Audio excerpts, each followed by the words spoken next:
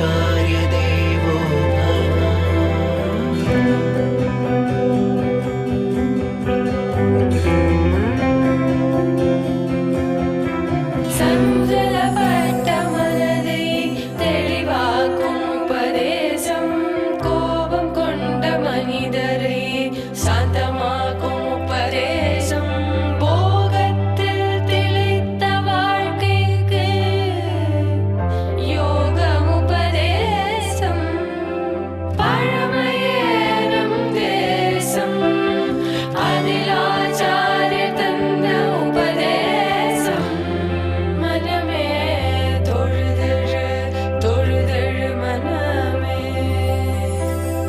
मातृदेवो भव पितृदेवो भव आचार्य देवो भव।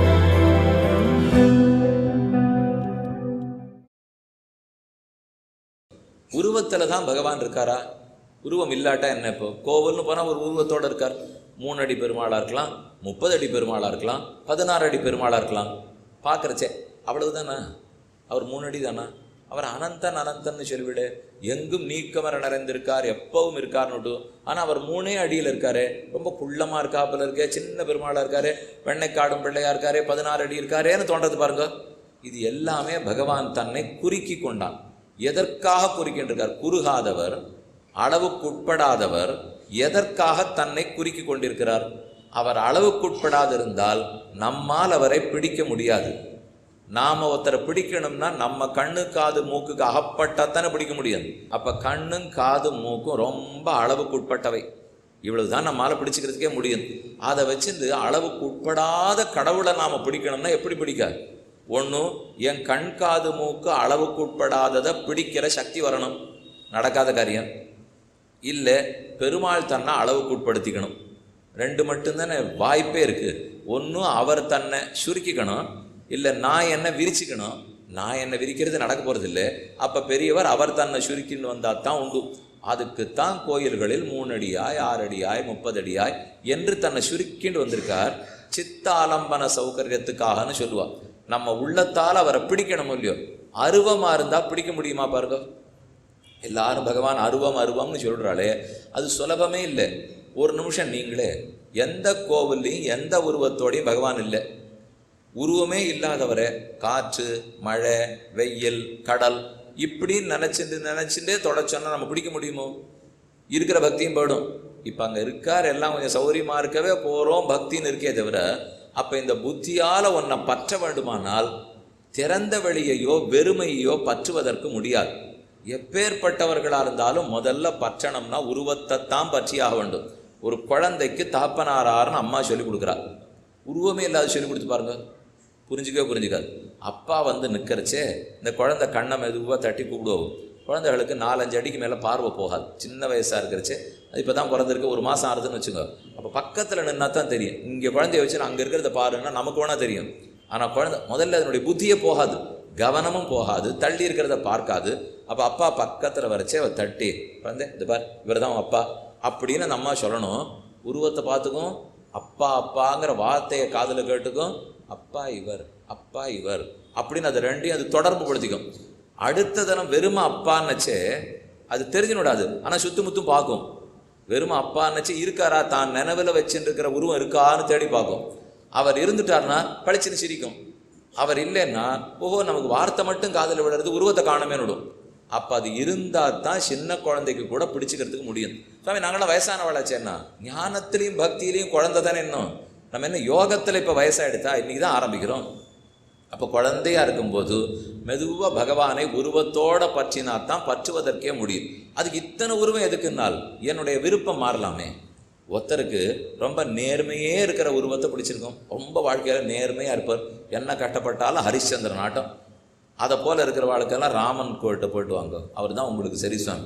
நன்னா அழுவர், நேர்மையை விடவே மாட்டார். அப்பாவே சொத்தை கொடுக்குறேன்னா கூட வாண்டாண்டு கிளம்பி போயிடுவார், உமக்கு அவர் தான் சரி, போயிட்டு வரணும்.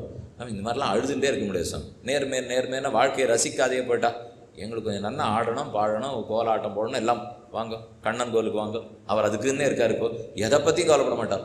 நான் வச்சது சட்டம், நான் வச்சது தர்மம், ராமனாக இருந்தால் தர்மம் எதுன்னு பார்த்து புஸ்தகத்தெல்லாம் பார்த்து வசிட்டரை கேட்டு விஸ்வாமித்திரர் கேட்டு தான் பண்ணுவார். ஒத்திரையும் கேட்க மாட்டார் கண்ணன். தான் என்ன பண்ணுமோ பண்ணிடுவார். பண்ணிட்டு எல்லாரையும் கூப்பிட்டு இதுதான் தர்மம்னு எழுதுவோன்னுடுவார்.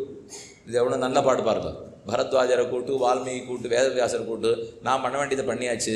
சிகண்டியை நிறுத்தி வச்சு தான் பீஷ்மரை கொன்னேன். திருஷ்டத்யும்னனை தப்பாக போக சொல்லி தான் துரோணரை கொன்னேன். ஆமாம், அபிமன்யு போனது உண்மைதான். நான் தான் ஜெயத்ரதனை வந்து கொல்றதுக்காக என்னுடைய சுதர்சன சக்கரத்தை வச்சு சூரியனை மறைச்சேன், பண்ணியாச்சு. இதை வைத்துக்கொண்டு நீங்கள் என்ன எழுதணுமோ எழுதுங்க. அவர் கிடுகிடுன்னு பாரதத்தில் எழுதுறார், என்ன செயல், என்ன சேட்டி தான், என்ன அற்புதம், என்ன ஆச்சரியம் அப்படின்னு ஸ்லோகமாக எழுதி விடுறாரு. என்னால் இதுதான் கண்ணனுக்குன்னு இருக்கிற வழி. ராமன் இதெல்லாம் வம்பே வச்சுக்க மாட்டார். எத்தனை பேராக இருந்தால் நாம் தனித்து போராடணும், ஒத்தரையும் ஏமாத்திடக்கூடாது. அவன் ராட்சச போர் புரிந்தால் கூட நான் மனித போர் தான் பண்ணணும். அது ராத்திரியோ பகலோ நாம் சண்டை போட்டு தான் ஆகணும். எல்லாத்துலேயும் நேர்மை. அப்போ அது பிடிச்சவராக இருந்தால் ராமர் கோவிலுக்கு போங்க, இது பிடிச்சிக்கிறவராக இருந்தால் கண்ணன் கோவிலுக்கு வாங்க. ஒருத்தருக்கு எப்பவும் கோபம் பயங்கரமாக இருப்பார், ஆனால் அதே சமயத்தில் ரொம்ப அன்புள்ளமாக இருப்பார். நரசிம்மர் கோவிலுக்கு வாங்க, உங்களுக்கு அதுதான் எப்பவும் சரி. இப்போ ஒரு கண்ணை பார்த்தா ஒரே கோபம், இன்னொரு கண்ணை பார்த்தா அன்பு. ஹிரண்யகசிபை பார்த்தா கோபம், பிரகலாதனை பார்த்தா அன்பு. ரெண்டையும் ஒரு சேர காட்டுறாடோ இல்லையோ. நமக்கே பல பேர் தெரிஞ்சிருக்குமே. இப்போ கோவப்படுவா, ஆனால் ரொம்ப குணசாலிகளாக இருப்பா. நம்மகிட்ட ரொம்ப அன்போடு நடந்துப்பா. ஆனால் சட்டுன்னு கோவம் வந்ததுன்னா அவளை நம்மளால் வசப்படுத்தவே முடியாது. சாமி நல்லவராக இருக்கீர் சாமி, ஆனால் ஏன் தான் இந்த கோவப்படுறதோ தெரியலன்னா நரசிம்ம பெருமாள் தான் ரொம்ப நல்லவர். பிரகலாதனுக்கு அதிக கோபக்காரர், ஹிரண்யகசிபுவுக்கு. அப்போ அப்படி இருக்கிறவரால் தான் நரசிம்மர் கோவிலுக்கு போகணும். பூமியே தூக்கணும். அவளுக்கு இருக்கிற பலம் இருக்கே, இது இப்படி அனாயாசமாக தூக்கணும்னா தூக்கிடுவார், இது இப்படியே தூக்கணும்னா தூக்கிடுவார். இது மொத்தத்தையும் அப்படி இப்படி இந்த மாதிரி யாரான் இருந்தா வராக பெருமாள் தான் சுவாமி உங்களுக்கு சரி. என்ன பிரளய சமுத்திரத்திலேருந்து அவர் தான் பூமாதேவியை தன்னுடைய பல்லில் தூக்கிவிட்டார், உமக்கு அவர் தான் சரி. அதனால் வராகனே தரிசிங்கன்னு விட்றோம். இப்படியாய் ஒவ்வொருத்தருக்கு ஒவ்வொரு சுவை இருக்கும் இல்லையோ. அப்போ எல்லாருக்கும் தான் கடவுளாக இருக்கணும்னா இத்தனை உருவத்தை பகவான் எடுத்துத்தான் ஆக வேண்டும். அதுக்கு தான் பல உருவங்களில், பல கோவில்களில், பல விடங்களில் நின்று கொண்டிருக்கிறார். அதையும் நாம் புரிந்து கொள்ள வேண்டும். அதனால் வர்ச்சேன்னு சொல்லும்போது ஏன் விக்கிரகம்னால் நம்ம சித்தம் அப்போ தான் பிடிக்கும். அவர் ஒரு அளவுக்குட்பட்ட உருவத்தோடு வந்தால் தான் என் கண்ணால் பற்றுவதற்கு முடியும். அந்த விக்கிரகத்துக்கு ஒரு தனி பெருமை இருக்குது, ஞாபகத்தில் கொள்க. அந்த பெருமை சுத்த சத்தமயமான விக்கிரகம். பெருமானுடைய திருமேனி இருக்கே, அது எதால் பண்ணப்பட்டது? இது எதில் பண்ணியிருக்கா? இந்த கடிகாரத்தை எதில் பண்ணியிருக்கா? இது எல்லாத்துக்கும் மிஸ்ர சத்துவம்னு பேர். சத்துவம், ரஜஸ், தமஸ், முக்குணங்களும் சேர்த்து அதனுடைய ஒரு கலவேலை பண்ணப்பட்டது. நாம் என்னவா இருந்தால் நம்ம உடம்பே முக்குணங்களுடைய சேர்க்க தான். சத்துவகுணம், ரஜோகுணம், தமோகுணம், மூணு சேர்ந்த கலவை தான் இது. ஆனால் பெருமானுடைய திருமேனி இருப்பாருங்க, அந்த விக்கிரகம் சத்துவகுணம் மட்டும்தான். அதில் ரஜோகுணமே கிடையாது, தமோகுணமே கிடையாது. இது ஒரு பெரிய லாபம். இப்போ நாம் என்ன முயற்சி பண்ணிருக்கோம்? நமக்கு இருக்கிற ரஜஸையும் தமசையும் ஒழிச்சுடணும், சத்துவகுணத்தை மட்டும் வளர்த்துக்கணும். இதுதான் நம்முடைய முயற்சி. ஆனால் நம்ம பார்க்குற ஒவ்வொரு பண்டத்துலேயும் சத்துவம் இருக்குது, ரஜஸும் இருக்குது, தமசும் இருக்குது. நம்ம சாப்பிட்றதுலெல்லாம் முக்குணம் இருக்குது. ஆனால் ஆசை சாத்விக உணவு மட்டும் சாப்பிடணும்னு நினச்சிட்டு இருக்கோம். ஆனால் எல்லாத்துலேயும் முக்குணம் இருக்குது. கோவிலில் போய் அந்த பெருமானுடைய விக்கிரகத்தை தரிசித்த உடனே ஞானம் வருது, பக்தி வருது, சாந்தி ஏற்படுறது. எப்போ தெரியுமா மனுஷனுக்கு சாந்தி வரும்? சத்துவம் மட்டுமே இருக்கிற பொருளை பார்த்தா சாந்தி வரும். ரஜஸும் தமசும் கலந்துருக்கிற பொருளை வந்தால் கோபம் வந்துடும், தாபம் வந்துடும், நிம்மதிப்படும். அப்போ நிம்மதியாக இருக்கணும், சாந்தமாக இருக்கணும்னால் சத்துவகுணத்தோடு இருக்கிற பொருள்களை பார்க்கணும். அது எது? முதல்ல அது அடையாளம் கண்டு கொண்டிருந்தா நாம் ஒரு 4 வாங்கி வீட்டில் வைப்போம் சாமி. எப்போ பார்த்தாலும் கொஞ்சம் அதை பார்த்துட்டு நான் என்ன வெள்ளையாக போடுவோம்னா அப்படியெல்லாம் வாங்கியெல்லாம் வைக்க முடியாது. லோகத்தில் இருக்கிற அனைத்து பொருள்களும் முக்குணங்களுடைய கலவை தான். ஒன்றே ஒன்று தவிர ஆத்மாவுக்கு முக்குணம் கிடையாது. நம்ம ஒத்தொத்தர ஆத்மாவும் இல்லையோ, இந்த ஆத்மாவுக்கு முக்குணங்களுடைய சேர்க்கையே இல்லை. அதை நாம் புரிஞ்சுக்கணும். அப்போனா நமக்குன்னு ஒரு பெருமை இருக்கு பாருங்க. இப்போ நம்ம எங்கேயோ இப்போ இருக்கிற ஒரு சேத்துக்கு நடுவில் கிடக்கிறதா நினச்சிட்டு இருக்கோம். சேத்துக்கு நடுவில் இருக்கும், சம்சாரத்தில் இருக்கும். ஆனால் அந்த ஆத்மாங்கிறது மாணிக்க கல்லை போல. சேத்துக்குள்ளே இருந்தால் கூட அது மாணிக்கம். சேத்தை போக்கி விட்டால் மாணிக்கத்தினுடைய ஒளி வெளியில் வராது போயிடுமா? இல்லை சேறு மூடிட்டு இருக்குங்கிறதுக்காக மாணிக்கத்தினுடைய ஒளியே இல்லாமல் ஆக்கிட முடியுமா? அது முடியாது. மாணிக்கத்தினுடைய ஒளி இருக்கிறது தான். சேத்துக்குள்ளே கிடக்கிறது. சேத்தை விளக்கிட்டோம்னா தானே மாணிக்கத்தினுடைய ஒளி கிடைக்கும். அப்படி தான் இந்த ஆத்மாவுக்கு பெருமை. ஆத்மா முக்குணம் இல்லாதவர், ஆனால் முக்குணமயமான உடம்புக்குள்ளே சிக்கின்னு இருக்கார். இந்த உடம்புக்கு முக்குணம் உண்டு, இதுக்குள்ளே சிக்கின்னு இருக்கும். அப்போ இது நம்மளையும் மூடி நம்ம தலையில் கொட்டிகிட்டே இருக்குது, 3 குணத்தை கொட்டிகிட்டே இருக்குது. அப்போ அது சத்துவகுணமாக இருக்கிறச்சே தெளிவாக இருப்போம், சந்தோஷமாக இருப்போம், சாந்தமாக இருப்போம். ஆரை பார்த்தாலும் வராமல் வராது, கோபம் வராது, பேராசை வராது, ஒன்றும் வராது, தெளிவாக இருப்போம். ரஜோகுணம் தலை எடுத்தது அவ்வளோதான். ஒரே கோபம், தாபம், இங்கே ஓட்டம், அங்கே ஓட்டம், நீ என்ன பண்ண, நான் என்ன பண்ணேன், ஒரே சத்தம். இதெல்லாம் ரஜோகுணத்தினுடைய பயன். தமோகுணம் வந்தால் ஒன்றும் சத்தமும் இல்லை, ஆட்டமும் இல்லை, பாட்டம் இல்லை. எழுந்திருந்தாலே தூக்கம் வருது சுவாமி, நின்னாலே சோம்பலாக இருக்குது, ஒன்றுமே வேண்டாம், எது எடுத்தாலும் கவனக்குறைவாக இருக்குது. இதை தொட்டா கீழே விழுந்துடுறது, அது தொட்டா கீழே விழுந்துடுறது. நம்ம நன்னா பாயசம் தான் பண்ணேன், ஆனால் என்னமோ ஒரே மாதிரி இருந்தது, உப்பு போட்டு பாயசம் பண்ணிட்டேன்னா ஏன் பண்ணிட்டேன்னா கவனக்குறவு. சத்தகுணம் நிறையா இருந்ததுன்னா சொல்கிற விஷயம் எல்லாம் உள்ளே போயிடும். தமோகுணம் அதிகமாக இருந்ததுன்னா அது அப்படியே ஏதோ ஒரு தடுப்பாட்டம் இருந்து உள்ளே போகவே விடாது. இப்போ ஒரு ஜலம் போகணும், சரியாக போகலை, ஒரே அடைசலாக இருக்குது, போகாதோ இல்லையோ, அது தடுத்து அதை எடுத்து அதில் ஒரு கம்பை விட்டு அதை குத்தி என்ன அடைசல் எடு அப்படின்னா தானே போகும். அதை போல் நம்மக்கிட்ட பெரிய அடைசல், தமோகுணங்கிற அடைசல், ரஜோகுணங்கிற அடைசல். அதனால தான் நல்ல விஷயம் உள்ளே போகவே மாட்டேங்குது. அப்போ சத்துவகுணத்தை வளர்க்கணும். ஒரே வழி பகவானுடைய திருமேனி மட்டும் சத்துவகுணம். அப்போ விடாமல் அந்த திருமேனியை தரிசிக்க தரிசிக்க தரிசிக்க, அந்த விக்கிரகத்தை பார்க்க பார்க்க பார்க்க மெதுவாக அந்த சத்துவகுணம் இங்கே உள்ளே இறங்கிடுமா? நீ தான் அடைசலாக இருக்குன்னு சொன்னீரே, அப்போ எப்படி சத்துவகுணம் மட்டும் இறங்கும்? நான் இப்போ கோவிலில் போய் நிற்கிறேன், பெருமாள் அப்படியே சத்துவகுணத்தோடு இருக்கார், ஞானமயமாக இருக்கார், ஆனந்தமயமாக இருக்கார். ஆனால் ஏன் அடைசல் தானே சுவாமி. அப்போ அவரை பார்த்தேன்னாலும் உள்ளே போகாதே. இங்கே அடைச்சுன்னு இருக்கேன்னா வாஸ்தவம். அடைசலை எடுக்கிறதுக்கு ஒரு வழி வச்சுருப்போம். இப்போ இந்த இடத்துல இது ஓட்டையாக உள்ளே போகிறது, ஒரே அடைசலாக இருக்குன்னா அதிவேகத்தில் தண்ணீரை ஓங்கி அடித்தா அப்போ அதை அந்த பக்கம் தள்ளிட்டு மொத்தத்தையும் போயிடுமா இல்லையா? அப்போ தேவை என்ன? வெறும் இப்படி தண்ணீரை கொட்டினா போகாது, அதுக்குன்னு உள்ள ஒரு குழாயை பிடிச்சின்னு வேகமாக அடிக்கிற பாருங்க. அதை போல் அடிச்சுன்னா மொத்த அழுக்கி நகத்திட்டு போயிடும் இல்லையோ? அதை போலத்தான் பகவான்கிறவர் அதிவேக தண்ணீரை போலே. அவருங்கிறத பார்க்க நாம் என்னமோ அவர் வெறுமை நின்றுட்டு இருக்காரு நினச்சிட்டு இருப்போம். ஆனால் இங்கே இருக்கிற அடைசலை அவர் எடுக்கிற வேகம் அத்தனை வேகமாக எடுத்துட்டு அவரே வந்து உட்காந்துருவார். இப்போ இந்த இடத்துல அடித்தமே, அடித்த உடனே தண்ணீர் மொத்த அடைசலையும் நீக்கிவிட்டு அங்கே என்ன இருக்கும்? போன தண்ணீர் தானே இருக்கும். எந்த தண்ணீரை உள்ள வேகமாக செலுத்தியிருக்கமோ அது அழுக்க போக்கிடும், தான் போய் உட்காந்துரும். பகவான் அதே போலத்தான் நம்ம உள்ளத்துக்குள்ள அவரை செலுத்தினோம்னா இங்கே இருக்கிற ரஜோகுண தமோகுணத்தை தூக்கிட்டு தான் வந்து உட்காந்துருவார். அவர் தண்ணீராட்டம் அதை உட்காரணும் தானே ஆசைப்பட்டிருக்கோம். அதனால தாராளமாக அவர் உள்ள கொண்டு வச்சுத்தானே தீர வேண்டும். பெருமானுடைய திருமேனியை தரிசித்தால் அவர் சத்துவகுணத்தோடையே இருக்கிறதுனாலே ரஜோகுணமே இல்லை, தமோகுணமே இல்லை. அப்போ அதை தரிசிக்க தரிசிக்க நம்ம உள்ளத்தில் இருக்கிற ரஜஸ் தமசு ஒழிஞ்சு போடுறது. அவரே பரமசாத்விகமாக வந்து அமர்ந்து நுடுறார். இதுக்கும் கோவிலுக்கு தான் போக வேண்டும். ஏன் அது நம்ம வீட்டில் இருக்கிற பெருமாள் தரமாட்டாரா? நான் ஒரு சின்ன கண்ணன் வச்சுருக்கேன், என்னென்னா வாஸ்தவம். ஆனால் அது ஆகமப்படி பிரதிஷ்டை இல்லை பாருங்க. என்ன பண்ணாலும் நம்ம வீட்டில் இருக்கிற பெருமாள்னா நாம் பூஜை பண்ணிக்கலாம், நிச்சயமாக பண்ணணும், ஆராதனை பண்ணுறோம், பூஜை பண்ணுறமே தவிர ஆகமப்படி பிரதிஷ்டையா, விடாமல் 6 கால பூஜையா, அதற்குரிய மந்திரங்கள் தந்திரங்கள் சொல்லப்பட்டிருக்கா, முத்திரைகள் சொல்லப்பட்டிருக்கா, உற்சவம் வருஷ உற்சவம், வருஷோத்சவ, பட்சோத்சவ, மாசோத்சவ, சம்பத்சரோத்சவ, பவித்ரோத்சவ, அத்தியனோத்சவ, பிரம்மோத்சவ, டோலோத்சவ, ரதோத்சவ, கருடோத்சவ, இத்தனை உற்சவங்கள் நடந்து என்ன சாநித்தியம் பெருகியிருக்கும். அப்படின்னா தான் அந்த சக்தி. மந்திரம் சொல்லத்தானே சக்தி. பெருமானுக்கு செலவடிக்கிறதுக்காக போய் கல்லை தேட போகிறார், தேடி விட்டார், அது வரைக்கும் கல். ஆரோத்தர் காலில் கூட அந்த கல் பட்டிருக்கலாம். ஆனால் இதுதான் இனிமேல் வெங்கடாச்சலபதி பெருமாளா சிலையாக போகிறதுன்னு தச்சர் அந்த சிற்பி போய் தட்டிவிட்டு கிடுகிடுன்னு அதில் பண்ணுறச்சே கூட கல் தான். ஆனால் அவரை தூக்கி நிறுத்தி அதற்குரிய ஆகமத்துக்குரியான மந்திரங்கள் எல்லாத்தையும் சொல்லி கும்பத்தில் தண்ணீர் ஆவாகனம் பண்ணி அதுக்கு ஜலாதிவாசம் கொடுத்து தானியாதிவாசம் கொடுத்து எல்லாம் பண்ணி அந்த தீர்த்தத்தை சேர்த்துட்டு இனிமே 6 கால பூஜை இப்படி பண்ணப்படும் விட்டால் அதிலிருந்து தான் தெய்வம்னு ஆகிறார் அவர். அப்போ இது இத்தனையும் பண்ணி அந்த சக்தி ஏற்றப்பட்டிருக்கோ இல்லையோ, இது நம்மளால் வீட்டில் பண்ண முடியாது. இத்தனை மந்திரமும் தந்திரமும் பூஜையும் பிரசாதமும் உற்சவங்களை நம்மளால் சேர்த்துக்க முடியுமா? இதெல்லாம் கோவிலில் தானே பண்ணி வச்சிருக்கா. அதன்படிக்கு இருந்தால் தான் அந்த சிலை பெருமாள் ஆவார். இல்லைன்னா கல்லாத்தான் இருப்பார் அவர். நம்ம எங்கேயோ கிடக்கிற கல்லெல்லாத்தையும் பார்த்து பகவான்னு சொல்ல முடியாது. சொல்லலாம், அனைத்துக்குள்ளும் இருக்கிறார்னு வேணால் சொல்லலாமே தவிர அவரை நேர தெய்வம்னு ஒரு சிலையை ஏற்றுக்கணும்னால் ஆகமப்படி சம்புரோக்ஷணம் நடந்திருக்கணும். அதைத்தான் கும்பாபிஷேகம், குடமுழுக்கு எல்லாம் சொல்லுகிறோம் இல்லையோ. அதனால் ஆகமப்படி பண்ணியிருக்கிறதுனாலே வீட்டில் இருக்கிற பெருமாளை காட்டிலும் அவருக்கு மிகுந்த சக்தி இருக்கத்தான் இருக்கும்.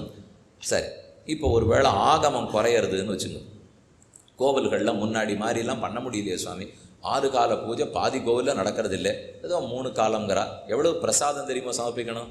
ஒரு வேளை அந்த பெருமாள் 16 அடி பெருமாளாக இருந்தால் ஒரு வேளைக்கு 16 படி பிரசாதம் பண்ணணும். இதுதான் கணக்கு ஆகமப்படி சொல்லியிருக்கு. எந்த கோவிலில் நடக்கணும்னு கொஞ்சம் பார்த்துங்க. எவ்வளவு நிலம் ஒவ்வொரு கோவிலையும் எதுக்கு எழுதி வச்சுருந்தா 250 வேலி 300 வேலி எதுக்கு? ஒன்று பக்கா மரக்கா அது இது எதோ சொல்லிவிடும் இல்லை. இப்போ எனக்கு ரொம்ப நிலத்தை பற்றி தெரியாது. அப்போ இத்தனையும் எதுக்கு எழுதி வச்சுருக்காள்னா, ஒரு வேளைக்கு ஒரு அடிக்கு ஒரு படி. 12 அடி பெருமாளாக இருந்தாருன்னா வேளைக்கு 12 படி, 6 வேளை 72 படி. ஒரு நாளைக்கு 72 படி. இப்போ பண்ணிவிட்டாலும் வாங்கிறது யார்? ஆளே இல்லையே. அவர் ஏதோ குக்கிராமத்துலேயும் கிராமத்துலேயும் இருக்கார். அந்த கிராமத்தில் ஆள் இல்லை, வர முடியல, அவள் எங்கேயோ போய்ட்றா. விவசாயிகள் இப்போ விவசாயத்துக்கே இல்லை, நகரப்புறத்தை நோக்கி போயாச்சு. எல்லாரும் நகரத்துக்கு போயிட்டாலே இந்த பெருமாளும் களைப்பட முடியுமா? அவர் அதே கிராமத்தில் தான் உட்காந்துருக்கார். அவர் போகவே மாட்டேங்கிறார். எல்லாரும் தான் போயிட்டாலே நம்மளை விட்டுட்டு கிராமத்தில் தனியாக இருக்கமே, நம்மளும் வேணால் கொஞ்சம் வண்டி மாடு கட்டிட்டு கிளம்பி நகரத்துக்கு போயிடுவோம்னா போக மாட்டேங்கிறார். நகரத்தில் இருக்கிற பெருமாள்லாம் சாமர்த்திய பெருமாள். திருவல்லிக்கேணி பெரிய நகரம், சென்னப்பட்டினத்துக்குள்ளே இருக்குது. பார்த்தசாரதி பெருமாள் அங்கே தான் இருக்கார், சாமர்த்தியக்கார பெருமாள். ஏன்னா அப்போவே யோசிச்சு இந்த சென்னப்பட்டினம் இவ்வளோ பெருசாக போகிறது, இதுதான் தமிழகத்துக்கு தலைநகராக போகிறது, நாம் இங்கே போய் நின்றுட்டோம்னா கூட்டம் கூட்டமாக எல்லாரும் வருவா, வேலை வாய்ப்பு அங்கே இருக்கும் இல்லையோ. அதனால தானே எல்லாரும் அங்கே உட்காந்துருக்கா. இப்போ இங்கே பக்கத்தில் ஆழ்வார்த்தண்டை இருக்கேன், நத்தம் இருக்கேன், புளிங்குடி இருக்கேன்னா யார் வேலை தரா? இப்போ அங்கே ஒத்துரும் இல்லை, அவர் தான் உட்காந்துருக்கார். அப்போ இனிமேல் அவரு காரியம் அவர் போக மாட்டேங்கிறார். யார் போனாலும் நான் இங்கே தான் இருப்பேன். அப்படி என்ன சுவாமி இங்கேன்னா, அந்த ஒரு ஆழ்வார் அன்னைக்கு வந்து என்னை ஆசைப்பட்டு கேட்டாரோ இல்லையா, நான் அவருடைய அன்புக்காகத்தான் கட்டுப்பட்டிருக்கேன். இதுவரை நீங்கள் 1,00,000 பேர் வந்தால் எனக்கு என்ன வராட்டா என்னென்னப்போ அந்த ஓர் அன்புக்கு இங்கே தான் இருப்பேன்னால், அப்போ அன்புக்கு உருகி நிற்கிறவர் தான் ஒவ்வொரு பெருமாளும். ரொம்ப உருக்கத்தில் இருக்கிறவர், ஆசையோடு இருக்கிறவர். அப்படி இருக்கிறவரை போய் கேட்டோம்னா நம்ம காரியம் நடக்காது போகுமா? எங்கோ நகரத்துக்கு போயிட்டாருன்னா நடத்துவரான்னு தெரியாது. இப்போ ஏன்னா அவர் ரொம்ப கரடு முரடாக நிறைய பேரை பார்க்க ஆரம்பிச்சுடுறார். இங்கே அப்படி இல்லை, எப்போ அன்போடு எழுந்துள்ளிருக்காரோ இல்லையோ, கட்டுப்பட்டு இருக்கிற பெருமான். அதனால் தான் அவரை தரிசிக்கணும்னு போகிறோம். ஆகமப்படிக்கு ஏற்றம், மந்திரம், பூஜை, பிரசாதம், உற்சவங்கள், இதனாலெல்லாம் அவருக்கு இருக்கிற ஏற்றம் சுத்த சத்தமயமான திருமேனி, சுபாசிரயமான திருமேனி. இதனாலும் பகவான கோவிலுக்கு போய்த்தான் நம்ம சேவிக்க வேண்டியிருக்கு. காலமோ தேசமோ தேகமோ இருக்கிறதுலே ரொம்ப சுலபமான பெருமாள். வைகுந்தநாதனை விட, பார்க்கடல் வாசுதேவனை விட பற்றுவதற்கு ரொம்ப சுலபமாக இருக்காரோ இல்லையோ, எல்லாருக்கும் பொதுவாக இருக்காரோ இல்லையோ. ஒரு ஸ்லோகம் சொல்லுவா, அக்னௌ திஷ்டதி விப்ராணாம் ஹிருதி திஷ்டதி யோகினாம். ஒரு பிராமணன் இருந்தால் எங்கே தெய்வத்தை சேவிச்சுக்கணும்னா, அவன் விடாமல் அக்னி காரியம் பண்ணணும். காலை மாலை 2 வேளையும் சமுதாதானம், அக்னி சந்தானம் இதெல்லாம் பண்ணுறாலும் இல்லையோ. அதனாலே அந்த அக்னியிலேயே தான் பகவானை அவன் சேவிச்சுக்கணும். அக்னிர் மாணவக்கான்னு ஒரு மாணவன் பிரம்மச்சாரி பிள்ளை நெருப்பு போல இருக்கா, அது விடாமல் ஆராதனை பண்ணியிருக்கார். அதில் தான் பார்த்துக்கணும். அக்னோ திஷ்டதி விப்ராணாம் ஹிருதி திஷ்டதி யோகினாம். யோகிகளுக்கெல்லாம் உள்ளத்திலேயே இருப்பான். அவன் நினைத்து நினைத்து யோகம் பண்ணி பண்ணி பண்ணி பார்த்துட்டாலும் இல்லையோ. சர்வத்திர சமதரிசினாம். சமதரிசிகளுக்கு எங்கே பார்த்தாலும் அவர் தெரிவரான். அப்படிலாம் நான் இல்லை, நான் சமதரிசியும் இல்லை, நான் யோகியும் இல்லை, நான் பெரிய பிராமணன் நித்தியப்படி அக்னிகாரியம் பண்ணுறவன் இல்லை. அப்போ நான் சாமானியன். எனக்கு எதில் இருப்பார்? பிரதிமாசு அப்பிரபுத்தானாம்ங்கிற சாஸ்திரம். பிரதிமான்னு சொன்னால் பொம்மை இல்லையோ, பிரதிமே விக்கிரகம் பிரதிமேன்னு சொல்கிறோமே, பிரதிமான பொம்மை. பிரதிமாசு அப்பிரபுத்தானாம், புத்தி கூர்மை இல்லாதவர்களுக்கு விக்கிரக வடிவத்தில் இருக்கிறார்கள். இது நல்ல வார்த்தை. இப்போ நம்மளை பற்றி சொல்லிட்டா பற்றில, யாரோ யோகின்னு சொல்லியிருந்தார், அதுன்னார் இதுன்னார். இப்போ புத்தி கூர்மை இல்லாதவர்களுக்கு விக்கிரக வடிவத்தினால் இப்போ நமக்கு சமாதானப்படுது. கூடவே என்ன சந்தேகம் வந்துடும், இத்தனை நாள் எல்லா குருக்களும் அங்கே தான் போய் நிற்கிறார் நீரே, அப்போ சங்கராச்சாரியருக்கு ராமானுஜருக்கு என்ன புத்தி கூர்மை இல்லைன்னு அர்த்தமா? அவள் இதுக்கு அங்கே போய் நின்னா? இப்போ புத்தி இல்லாதவர்களுக்கு பிரதிம ரூபத்தில் இருக்கான். நான் அவளுக்கு இருந்திருக்கேன்னால் புத்தி இல்லாதவர்களுக்கும் இருக்கிறான்னு வச்சுக்கணும். புத்தி இல்லாதவர்களுக்கு மட்டும் அர்த்தம் இல்லதுக்கு. இப்போ புத்தி இல்லாதவர்களுக்கும் விக்கிரக வடிவத்தில் இருக்கார், புத்தி இருக்கிறவர்களுக்கு இருக்கார், புத்தி இல்லாதவர்களுக்கும் இந்த வடிவத்தில் தான் இருக்கிறார். ஏன் அந்த வடிவத்தில் அவ்வளவு என்ன ஆசை? ஆச்சாரியர்கள்லாம் ஏன் அதே கோவிலுக்கு போய் போய் நிற்கிறார்? ஒரு ஸ்ரீரங்கம்னா 10 ஆழ்வார்கள் பாடியிருக்காராமே, ஒரு திருவேங்கடத்தை 9 ஆழ்வார்கள் பாடுறாளாமே. எதுக்காக அவ்வளவு தூரம் என்ன பார்த்துட்டா? என்னன்னா, நாம் போய் பெருமாள்கிட்ட சரணம்னு நிற்கிறோம். சரணாகதி பலிக்க வேணும். யார்கிட்ட பண்ணணும், எப்போ பண்ணணும், எதானு உண்டோ? இப்போ நீங்கள் நமக்குள்ளே யார் சரணம்னு போய் நிற்கலாம், எந்த நியமமும் இல்லை, யார் வேணால் போகலாம். இப்போ கஜேந்திராழ்வான் யானை சரணாதி பண்ணலையா? அதுக்கு தான் கிடச்சிது, நல்லது தான் நடந்தது. திரௌபதி பெண்ணு சரணாதி பண்ணலையா? இத்தனைக்கும் திரௌபதி சரணாகதி பண்ண போது அவள் வீட்டுக்கு விலக்காகாத நாளில் இருந்திருக்கா.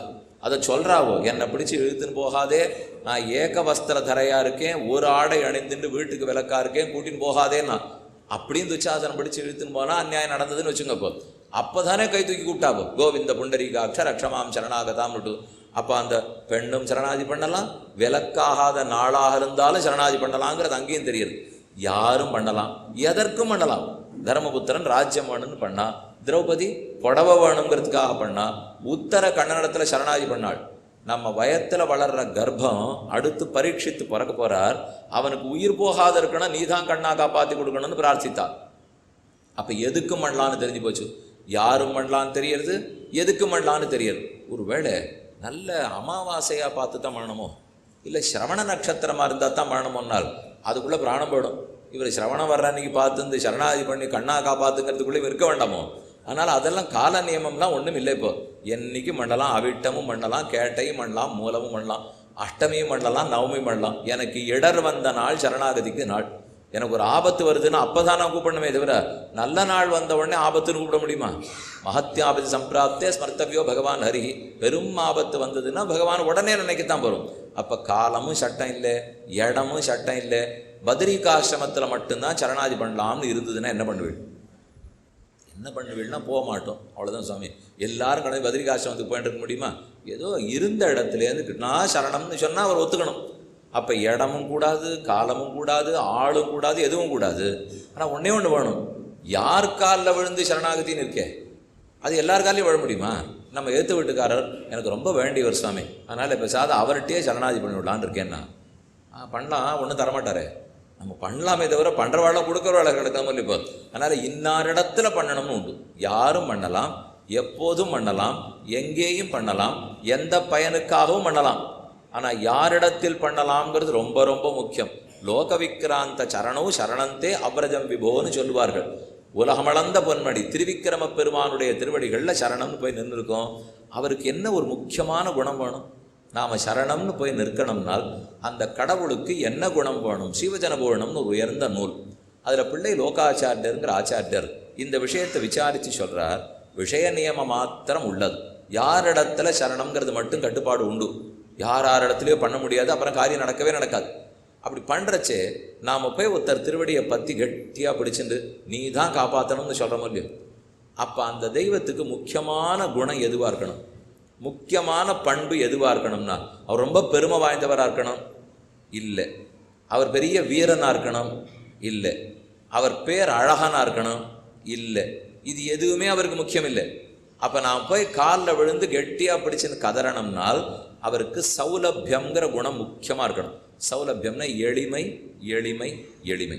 அவர் எளிமையானவராக இருந்தால் தானே நான் போய் பிடிக்கவே முடியும். இப்போ சரணம்னு சொல்கிறச்சே எது முக்கியமான செயல்? பற்றுதல். பற்றணும்னா கால் கிடைக்கணுமே சுவாமி. எனக்கு அவர் காலே கிடைக்கல, வைகுந்தத்தில் காலை தூக்கி வச்சு நீங்கள் அங்கே வந்து சரணாதி பண்ணிருந்தாருனால் அப்போ போகவே பண்ண முடியாது. இப்போ வைகுந்தத்துக்கு போகணுமா, அதுக்காக சரணாதி பண்ணணும்னு இருக்கேன், எங்கே போய் பண்ணலாம்னா நீங்கள் அதையும் வைகுந்தத்திலே போய் பண்ணுங்கன்ட்டார். அங்கே போகணுங்கிறதுக்காகத்தான் சரணாதியை பண்ணணும்னு வந்திருக்கேன், அதையும் அங்கேயே போய் பண்ணுன்னா நான் ஒருத்தர் கடுதாசி பண்ணணுன்னு இருக்கேன், ராமசுவாமின்னு அவருக்கு பேர், முகவரி தெரியல, என்ன பண்ணலான்னா அது அவருக்கே எழுதி கேளுங்களேன்னார். அது தெரியலேன்னு தானே அவருக்கு நான் எழுத முடியலன்னு சொல்லியிருக்கேன். இப்போ முகவரி தெரியலேன்னு சொன்னால் அவருக்கே கடுதாசி போட்டு கேளுன்னா எப்படியோ அப்படி தான் இது. இப்போ நம்மால் வைகுந்தத்துக்கு போகணும்னா அது அங்கே போய் சரணாதி பண்ண முடியுமா? எனக்கு பக்கத்தில் எளிமையான வடிவத்தோட ஒருத்தர் வந்தால் தான் பற்ற முடியும். அப்போ சௌலபியம் மிக மிக முக்கியம். சௌலபியங்கிறது தான் எளிமை.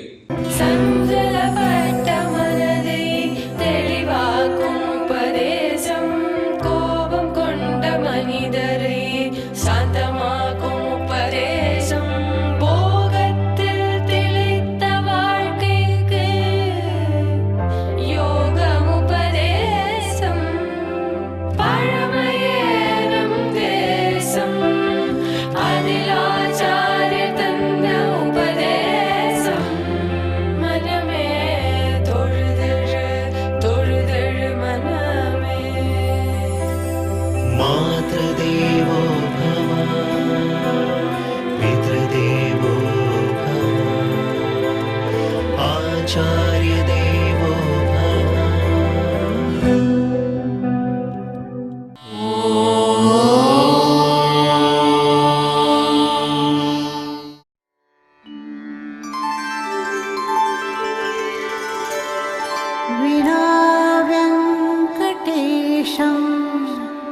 ननाथो ननाथः सदा वेङ्कटेशं स्मरामि स्मरामि।